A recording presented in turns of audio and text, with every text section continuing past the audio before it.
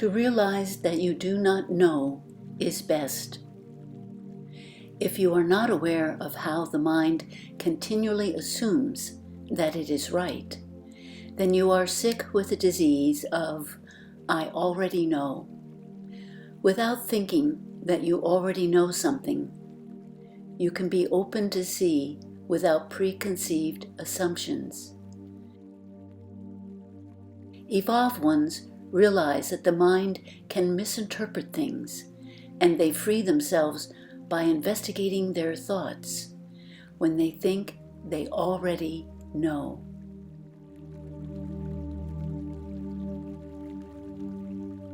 When people lose a sense of awe about life, they sometimes turn to an outside source for inspiration.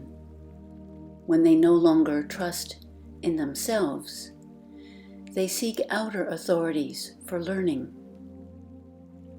However, evolved ones know themselves, yet they do not push their understanding onto others.